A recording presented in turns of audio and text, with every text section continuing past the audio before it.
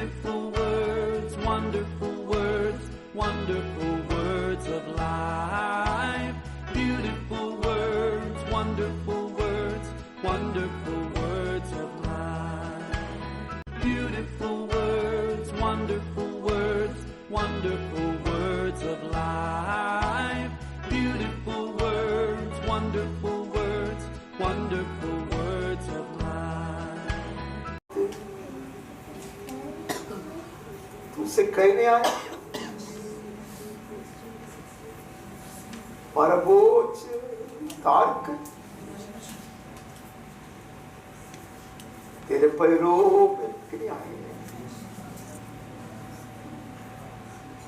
हमारे देश को, हमारे परिवारों को, हमारे संतानों को, हमारे मित्र मंडल को, हमारे प्रियजनों को, तेरे श्रेष्ठ सेवकों को, सेवकाइयों को तेरे हाथ में सौंप कर प्रार्थना करने आए, विजयी करने आए। हमारी सहायता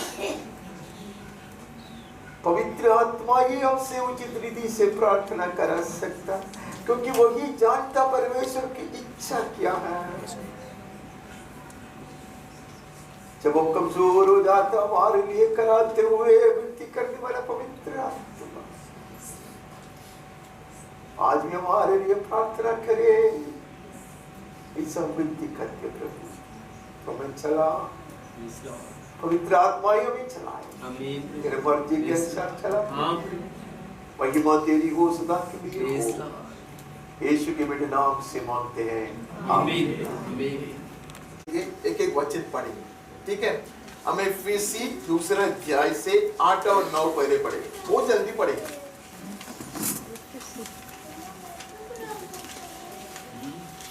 बहुत जल्दी ढूंढना आपको, नहीं तो फिर खाना खाने का लेट हो जाएगा। 8-9 क्योंकि विश्वास के द्वारा अनुग्रह ही से तुम्हारा उद्धार हुआ है, और यह तुम्हारी ओर से नहीं वरन परमेश्वर का दान है, और न कर्मों के कारण ऐसा न हो कि कोई घमंड करे, क्योंकि हम उसके बनाए हुए हैं और मसीह यीशु में उन भले कामों के लिए सृजे जिन्हें परमेश्वर ने पहले से आपको मैं कौन सा वचन पढ़ने को बोला था? आप 10 क्यों पढ़ते हैं? हिम्मत कैसे ऐसा? आज्ञाकारी बनो।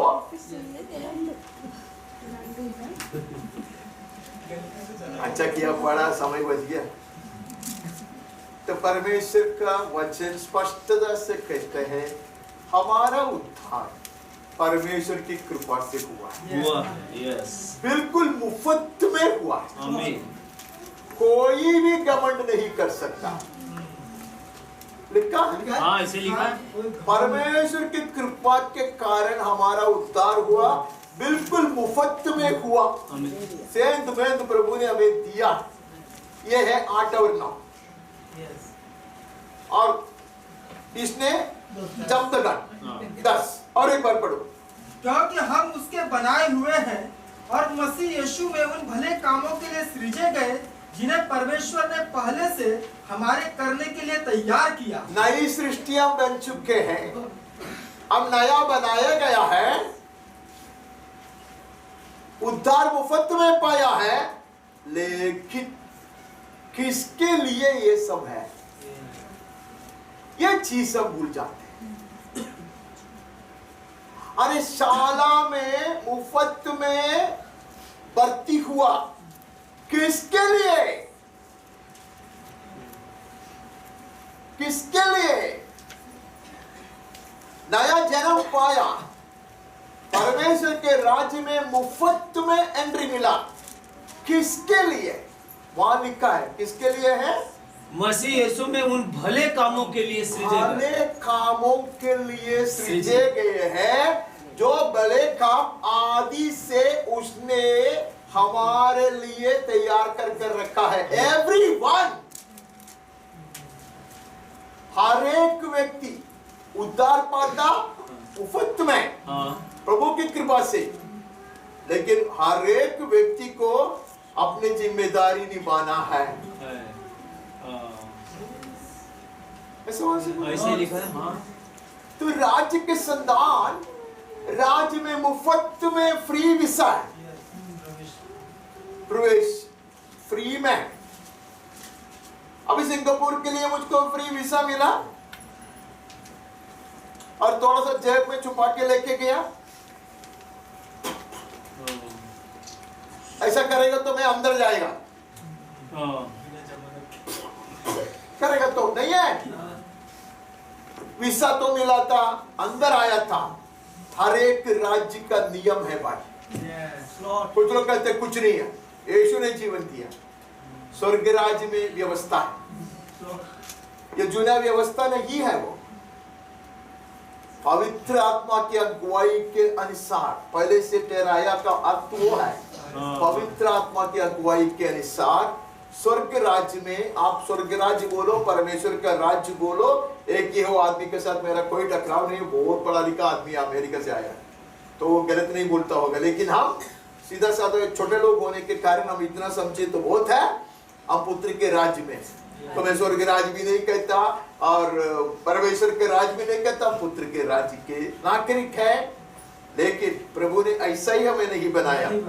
1 जॉन नहीं है, वो जॉन है। अच्छा, यूहन्ना है। 1 जॉन में इतना जल्दी नहीं जाना। यूहन्ना 9:4-5। वो मैं उसको काटने वाला था तो मुझे ब्लेड चाहिए था, मैं भूल गया। यही हुआ। जिसने मुझे भेजा है, हमें उसके काम दिन ही दिन में करना अवश्य है। वह रात आने वाली है जिसमें कोई काम नहीं कर सकता। यीशु बोलता, यीशु बोलता, जिसने मुझको भेजा है उसका काम दिन ही दिन में करना, दिन में करना है। तो कोई कुछ भी सिखाए, मैं भी अपने आप को खुश करने के लिए कुछ भी समझने का कोशिश क्यों ना करे। यीशु कहता, वचन कहता, हमें इस राज्य में इसके नियम के अनुसार काम करना है। ऐसा लिखा है नहीं?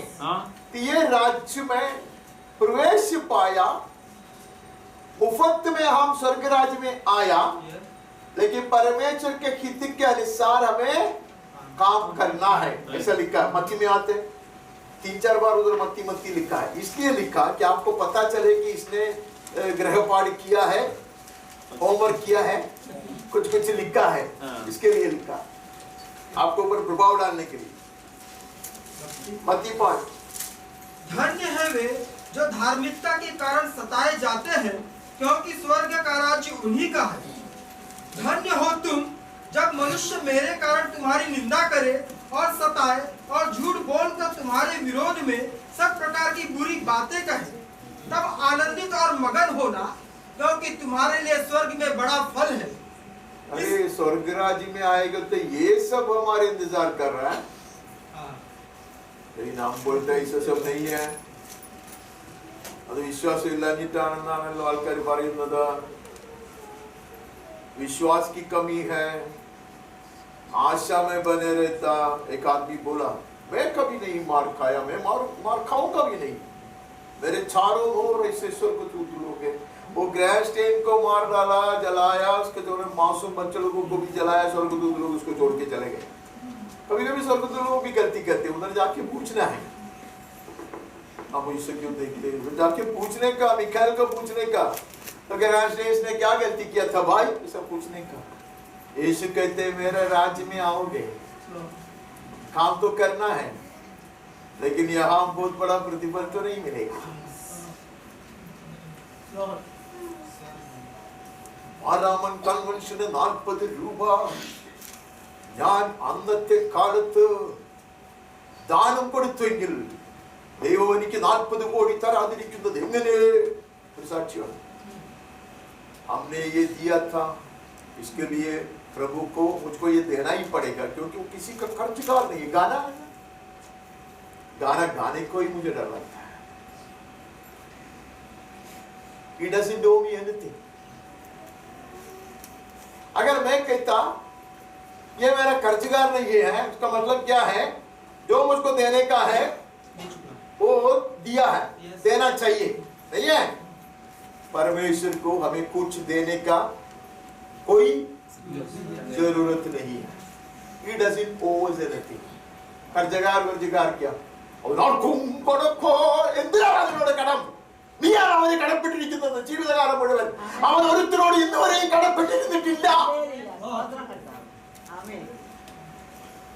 स्वर्ग ने सब कुछ दिया है, अपने एकमात्र पुत्र को दिया है, पुत्र ने अपना जीवन दिया है, लहू बहाया गए, जिंदगी भर मैं कर्जदार हो।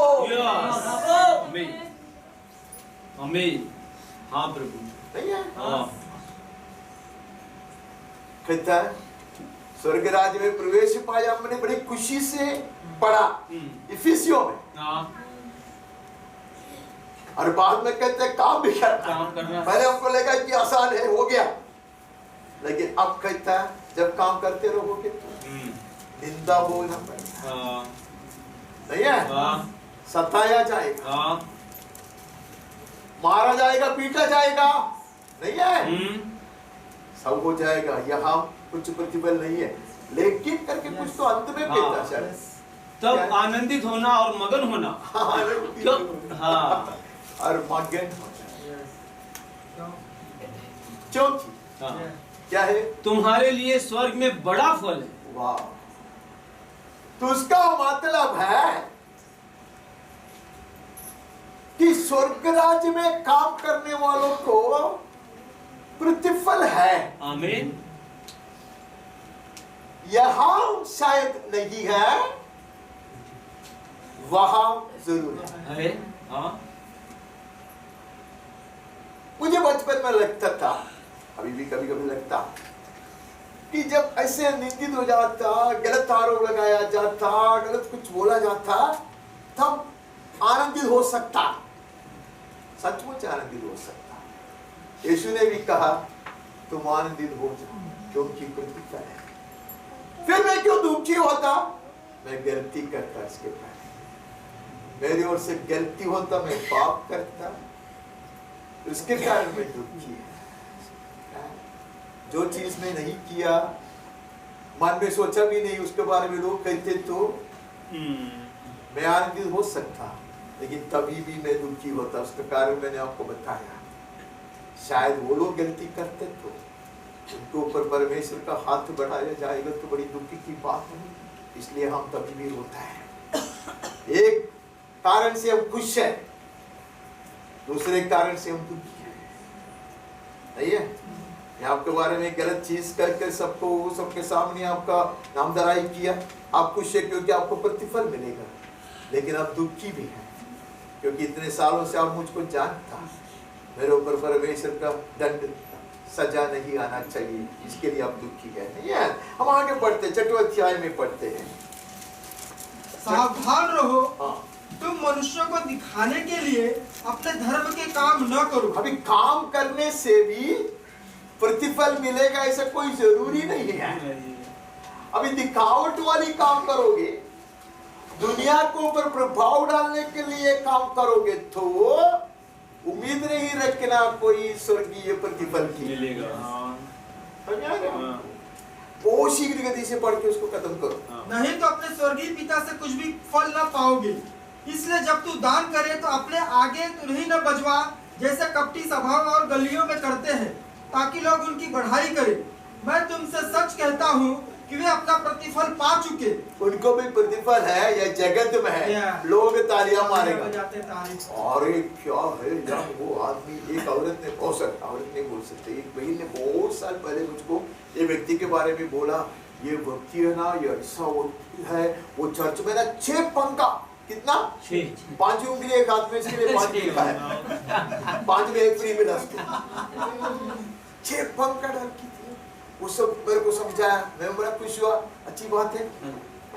2-3 हफ्ते के बाद बोलती फिर बेकार आदमी है, वो ऐसा है, वो मैं बोला अरे पहले क्या था, तो उसको एक प्रतिफल क्या मिला, 6 पंखा दिया, तो लोग उसके बारे में अच्छा बोला, वो बहुत बड़ा नेता है, इलेक्शन में भी करा तो हार गया, अभी उसका नाम सुनाई नहीं देता, बहुत अच्छा आदमी है, इधर किधर है, तो उनको प्रतिफल मिला। अखबार में आया उसका फोटो, फिर उसने दूसरे जगह में जाके एक दो झाड़ लगाया, उसका भी फोटो अखबार में आया। यह है उनका प्रतिफल। जरूरी नहीं है कि परमेश्वर से कुछ छुपाएगा। तो मैं जैसा करता हूँ, इधर आके कहता ना मैंने ऐसा किया, मैं उधर गया था, मैं उसके साथ इधर किया, मैं उसके लिए प्रार्थना किया, ऐसे सब बोल के आपको ऊपर प्रभाव डालता है। तो मुझे क्या प्रतिफल मिलता है? आप लोग बोलेगा अरे बुड्ढा कुछ करते हैं, यही मेरा प्रतिफल है। लेकिन अगर मैं चुपचाप पवित्र आत्मा की अगुवाई के अनुसार सेवा करता, स्वर्ग में मेरा प्रतिफल होगा। ऐसा वचन है। I'm not a fool if I serve the Lord as I ought to serve Him. जैसे परमेश्वर की सेवा करना चाहिए वैसा हम सेवा करें तो हम मूर्ख लोग नहीं हैं। मूर्ख लोग नहीं। हमारा सौभाग्य कि इतने महान परमेश्वर की, इतने महान बॉस स्वामी की सेवा करने के लिए हम चुन लिया गया, वो हमारा सौभाग्य है। लेकिन हमारा स्वामी भी क्या स्वामी है वो अवसर ताकता है हमारा सम्मान करने का, हमारा आदर करने के लिए। वहां के पढ़ते 16 से पढ़ते हैं, 16 से 18 तक ही पढ़ेगा, 20 बाद में पढ़ेगा। जब तुम उपवास करो तो कपटियों के समान तुम्हारे मुंह पर उदासी न छाई रहे, क्योंकि वे अपना मुंह बनाए रहते हैं। ये पाप मैंने कभी जिंदगी में नहीं किया।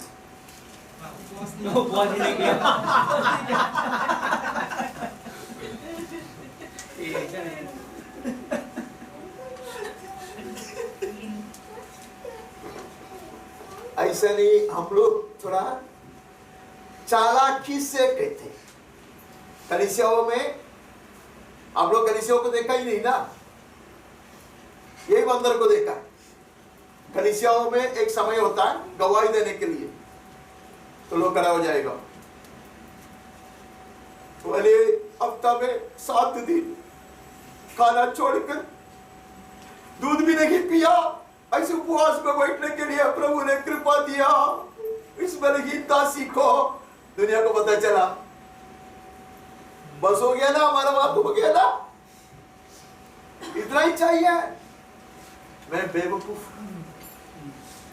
ऐसा कहते हुए लोग बोलेगा ये दासी बहुत बड़ा भक्त है रे। अरे कटी उपवास किया उसने, दूध भी नहीं पिया।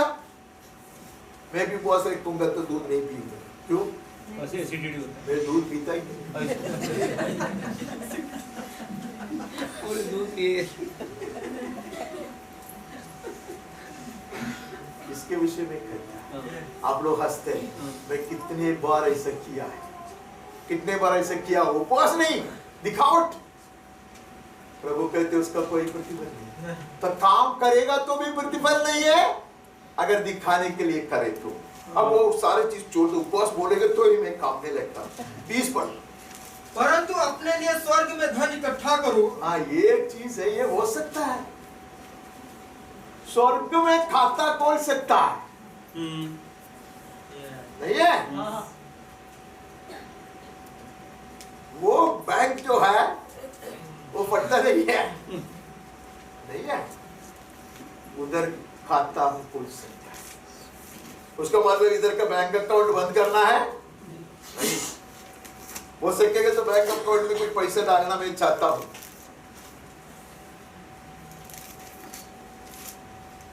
आप देगा तो मैं डालूंगा नहीं। मैं चाहता हर एक का बैंक अकाउंट में कुछ पैसा रहे। गलत नहीं है बैंक अकाउंट में पैसे डाल, 4-5 बैंक में थोड़ा डाल के रखो, इससे कोई गलत नहीं है। ये लोग इसको सब गलत समझता है। मेरे परिवार के लिए ख्याल करना मेरी जिम्मेदारी है। Caring for a rainy day, be prepared for a rainy day is not wrong. इसके लिए पौलुस बेचारा पूरे दुनिया घूमकर चंदा इकट्ठा करता था। मालूम है क्या आपको? मालूम नहीं है, नहीं है, उसको बाइबल में नहीं लिखा है। वो बेचारा पौलुस चंदा इकट्ठा करता, हर कलीसिया को लिखता, तुम लोग हर इतवार को कुछ अलग करके रखो, मैं आऊंगा। हाँ, और तुमको कि विश्वास नहीं है तो मेरे जैसा अगर है तो 7वें एक को मैं लेके जाएगा, ऐसे सब लिखा है वो, मुझे अच्छा लगता है सब पढ़ने को। तुम्हारे विश्वासियों के मित्रों को भी लेके जाएगा, क्योंकि मैं पूरा डॉक्टर नहीं है वो देखने के लिए। ये सब गलत नहीं है, उसका मतलब वो नहीं है। यहाँ नाम कमाने के लिए, लोगों को ऊपर प्रभाव डालने के लिए मैं कुछ भी करता, उसका प्रतिफल स्वर्ग में नहीं है। अगर परमेश्वर की सेवा में शुद्ध मन से, निर्मल हृदय से, ईमानदारी से करते रहो तो प्रभु जरूर प्रतिफल देगा। आमीन। जरूर वो इनाम देगा, ऐसा कहता है। हाँ। हो गया उसका 20 हो गया। परंतु अपने लिए स्वर्ग में धन इकट्ठा करो, जहाँ न तो कीड़ा और न काई बिगाड़ते हैं, और जहाँ चोर न सेंध लगाते हैं और न चुराते हैं। 16 का 23 पढ़े, सॉरी 27। मनुष्य का पुत्र अपने स्वर्गदूतों के साथ अपने पिता की महिमा में आएगा, और उस समय वह हर एक 16 का 27 है ना। 16 का 27 सही बोल रहे हो आप, गड़बड़ी में डालते उसको। हाँ, मनुष्य का पुत्र अपने स्वर्गदूतों के साथ अपने पिता की महिमा में आएगा, और उस समय वह हर एक को उसके कामों के अनुसार प्रतिफल देगा। ये तो काम नहीं करना, काम नहीं है, उद्धार पाया, कामों के कारण उद्धार नहीं पाया, ये वचन हमें जरूर सुनने को मिलता है। काम के कारण कोई धर्मी नहीं ठहराया जाता, कामों के आधार पर कोई उद्धार नहीं पाता, लेकिन यीशु आएगा।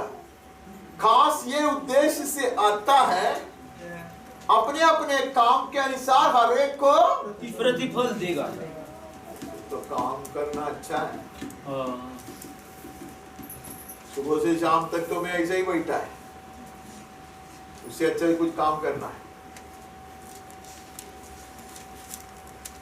आदमी को मैं कल लिया, परसों फोन करके बोला कि मुझे कुछ काम मिलेगा क्या? वो बोला था बुढ़ा हो गया, बैठो कोई नौजवान लोग को काम मिलने देगा। बोला ठीक है। वो काम नहीं, वो तो हमने बहुत किया है, वो सारा काम कम नहीं, बहुत सारा खट्टी मेहनत किया। मैं कभी आलसी बनकर बैठना मुझे याद नहीं आता, अभी मैं पूरा आलसी, वो नहीं है। यीशु आता है अपने दास दासियों को प्रतिफल देने के लिए। बिलीग्राम एक दिन कहा कि 4-5 जन जो उसके लिए प्रार्थना करते वे लोग ये उतना ही प्रतिफल पाएगा जितना प्रतिफल वो पाएगा। ऐसे कितने लोग अपने अपने काम के अनुसार, दुनिया नहीं देखता होगा, दुनिया ने कभी देखी नहीं। मैंने एक बुढ़ी माँ के विषय में आपको कई बार बताया, 2 बुढ़ी माँ मेरे लिए प्रार्थना करती, मरते दिन तक मेरे लिए प्रार्थना करता। मुझको एक ही बार देखी है वो माँ, एक ही बार नहीं, एक बार देखा तो प्रार्थना करना शुरू किया। बाद में एक बार मिला तो बोला है कि तब से अब तक और प्रभात को 5 बजे ही मैं आपके लिए प्रार्थना कर रही हूँ। मैं अच्छा नहीं बन गया, उसको प्रार्थना दुर्बलता कमजोरता उसके कारण नहीं, मैं परमेश्वर का आज्ञाकारी बनकर नहीं जिया होगा, इसके लिए मैं अभी भी ऐसे ही है। ये तो मैं बड़ा एक विश्व प्रसिद्ध एक महान प्रचारक बनता था।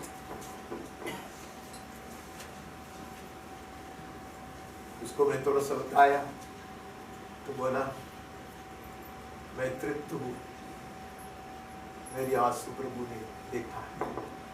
ऐसे कितने लोग होंगे इधर उधर, हमारे लिए प्रार्थना करता होगा, परमेश्वर के दास दासियों के लिए प्रार्थना करता होगा, जितना कर सकता होगा उतना करता भी होगा और किसी को नहीं बताता होगा।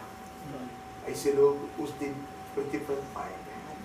सरप्राइजेस अपॉन सरप्राइजेस अवेट अस इन ग्लोरी। उस पार जब हम जाएंगे, स्वर्ग राज्य में जाएंगे, इतनी अद्भुत की बात, एक अद्भुत के बाद दूसरे अद्भुत हम देखेंगे। अनेक लोग सम्मानित किया जाएगा। हम आगे बढ़ते हैं। 19 का 28। हाँ, थोड़ा सा लंबा चौड़ा है, शुरू करेगा तो मैं बंद भी कराऊंगा। 28 से। यीशु ने उनसे कहा, मैं तुमसे सच कहता हूं कि नई सृष्टि में जब मनुष्य का पुत्र अपनी महिमा के सिंहासन पर बैठेगा, तो तुम भी जो मेरे पीछे हो लिए हो 12 सिंहासनों पर बैठ के इजराइल के 12 गोत्रों का न्याय करोगे। और जिस किसी के ने घरों या भाइयों या बहनों या पिता या माता या बाल बच्चों या खेतों को मेरे नाम के लिए छोड़ दिया है, उसको 100 गुना मिलेगा और वह अनंत जीवन का अधिकारी होगा। परंतु बहुत से जो पहले हैं पिछले होंगे, और जो पिछले हैं वे पहले होंगे।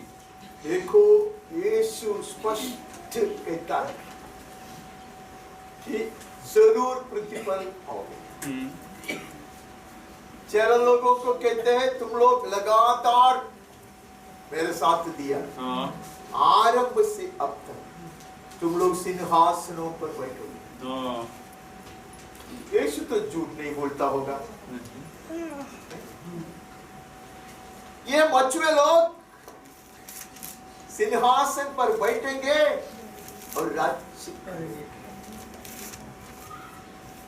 1000 साल जब यीशु यहाँ राज्य करेगा, तो इस्राएल के लोग वहां होंगे, अनेक लोग होंगे।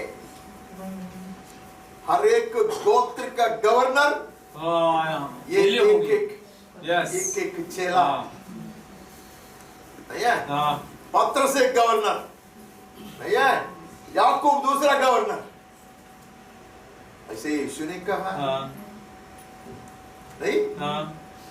ऐसे कहते, जिन्होंने भी मेरे लिए कुछ छोड़ दिया है, इन्होंने नाव छोड़ा, जाल छोड़ा, पिताजी को छोड़ा, कुछ लोगों ने। सास मां को तो आराम से छोड़ सकते, लेकिन पिताजी को छोड़ा, परिवार को छोड़ा, वो सब मैं भी छोड़ सकता, लेकिन इतना बड़ा मछली का पकड़ को छोड़ना आसान नहीं था। वो भी छोड़ा।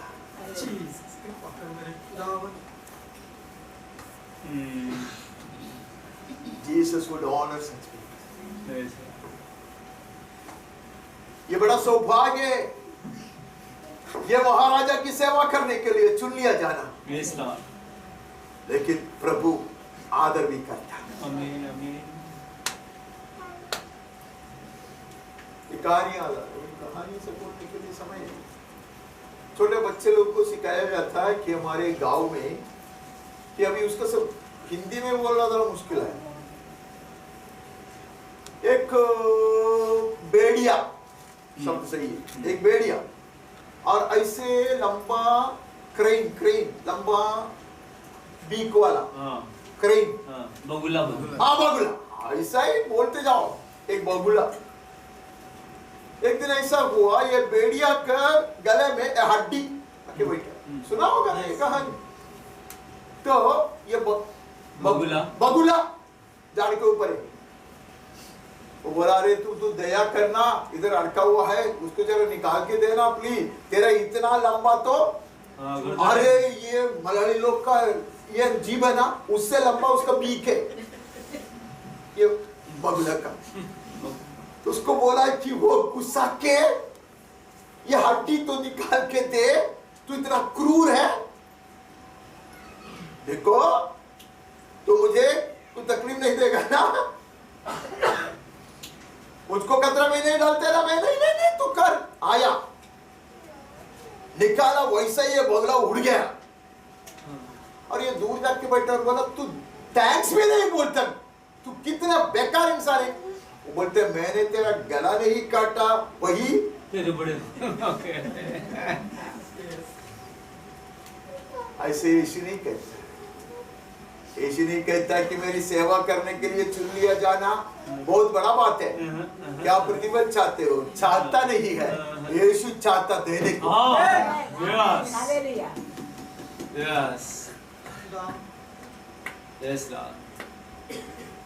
वचन कहता है, तुम्हारे लिए भला करने में वो दिलचस्पी रखता है, बड़ी खुशी से करता है, उसको बहुत आनंद है। यीशु ने सिखाया लेने से अच्छा देना है। मेरी माँ हमेशा ये गाना गाती थी, वामुगयल्ल उत्तमम तामुगये शुद्धमा ಎಂದು ನಿನ್ನೋಡು ಕೂಡೆ ഞാൻ ಎನ್ನುವಾನ್ ತ್ರಾಣಿ ನಲ್ಗುಗೆ। समझ क्या है? लेने से बहुत बड़ा खुशी की बात है, देना परमेश्वर का स्वभाव ये है। इसलिए कहते हैं अगर मेरे निमित्त, मेरे वचन के निमित्त, सेवकाई के निमित्त, सुसमाचार के निमित्त कुछ छोड़ दिए या कुछ उनसे छीन लिया गए, मैं उनको 100 गुना प्रतिफल दूंगा। नहीं हम आगे बढ़ते हैं।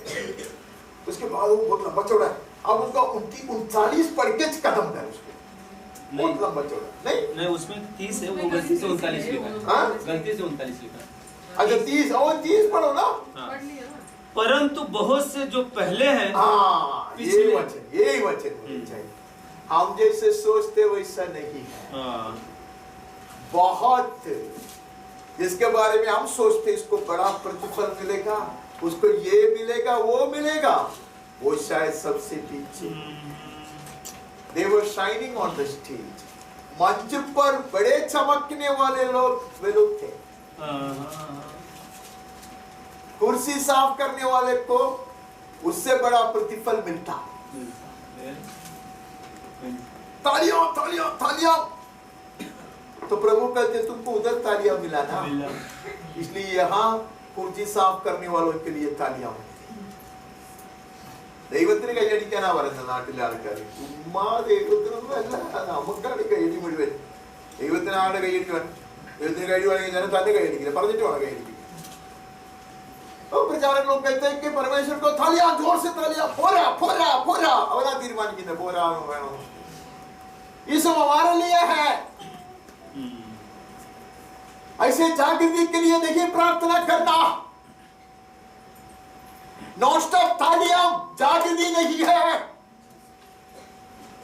हृदय का रूपांतर जागृति है। बाकी खुद को धोखा देने वाली बात है,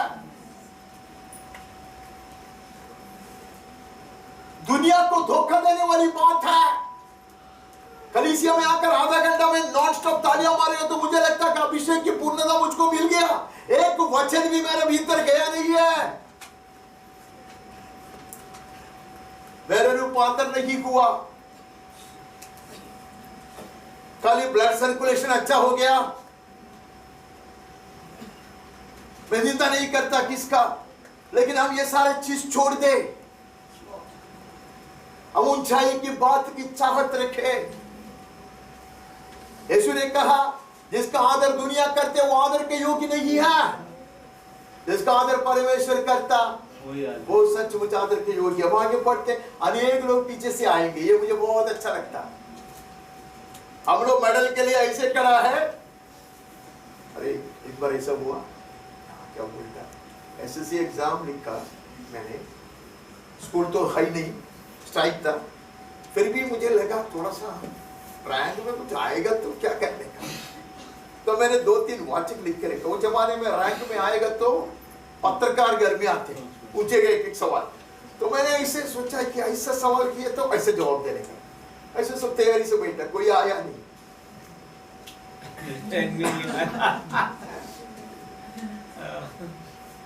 ऐसा कितने लोग स्वर्ग में बैठेंगे मालूम है आपको, अभी मुझको बुलाएगा, ये बड़ा ट्रॉफी मेरे लिए है, ये पदक मेरे लिए, ऐसा सोच कर मैं बैठूंगा।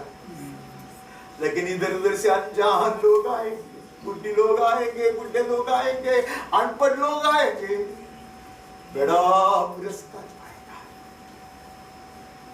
प्रतिफल है। लेकिन जिसके विषय में हम सोचते हैं वो बड़ा प्रतिफल पाएगा, शायद वो अंत में आएगा, उसके पहले अनेक लोग आके हो गए हैं। आगे बढ़ते हैं, ये सब आप करेक्ट करना, ये लिखने का भी नहीं है, ये बड़ा चीज नहीं है। 30 है वो। और 20 में आए, एक उपमा हो सकता है वो। स्वर्ग का राज्य किसी गृह स्वामी के समान है जो सवेरे निकला कि अपनी दाख की बारी में मजदूरों को लगाए। उसने मजदूरों से 1 दिनार रोज ठहराया। ये बात मेरे समझ में कभी नहीं आया। यह तो मुझे लगता है अन्याय ही है, बहुत बड़ा अन्याय है। क्योंकि ये स्वामी जो लोग 6 बजे काम पे आया, सुबह 6 बजे काम पे आया, उसको 1 दिनार। गलत काम करता है नहीं, उसको बोला था 1 दिनार दूंगा, नहीं है। 9 बजे आया, उसको भी 1 दिनार। 12 बजे आया, उसको भी 1 दिनार, नहीं है। 4 बजे आया, उसको भी 1 दिनार। 6 के 5 मिनट तक तभी भी आया कुछ लोग, उसको भी मिला 1 दिनार। क्या गलत है? बिल्कुल गलत। लेकिन वहां लिखा है मेरा मर्जी है, तेरा जेब से चुरा के नहीं देता ना। अनेक लोग का दिल में ये सवाल स्वर्ग राज्य में भी होगा, अरे ये कल आया हुआ है।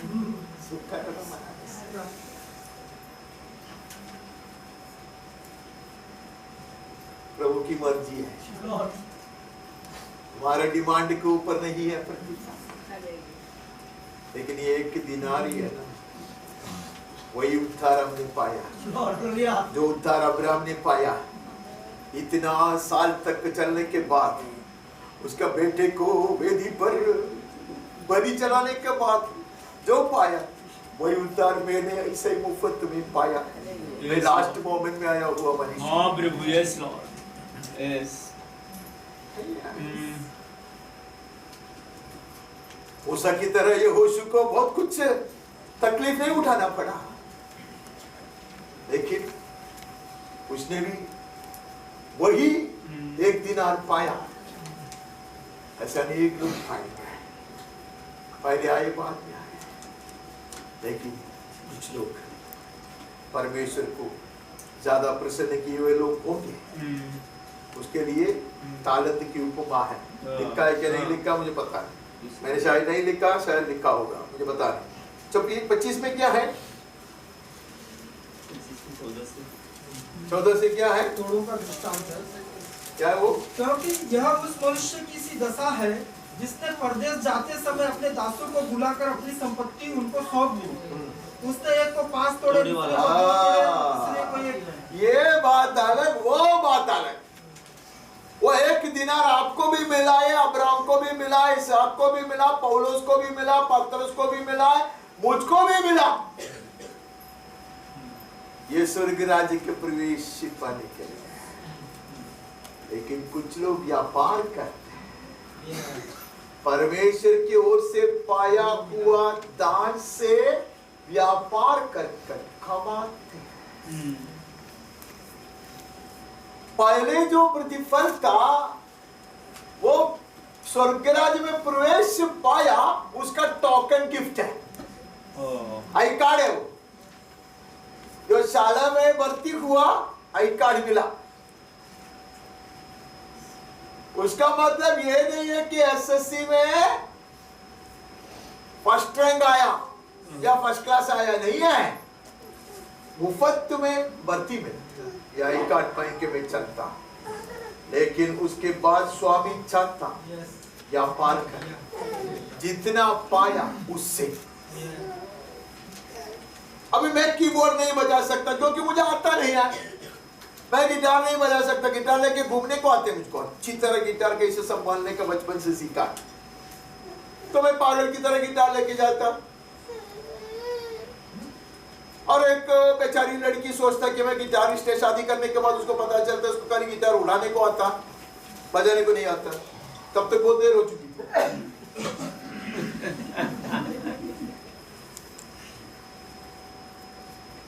प्रभु नहीं चाहता कि मैं യേശുദാस के जैसे गाना गाऊं, या मैं वो देवसी की तरह कीबोर्ड बजाऊं। आप लोग नहीं जानते सब लोगों को, बड़े विश्व प्रसिद्ध लोगों का नाम लेता मैं।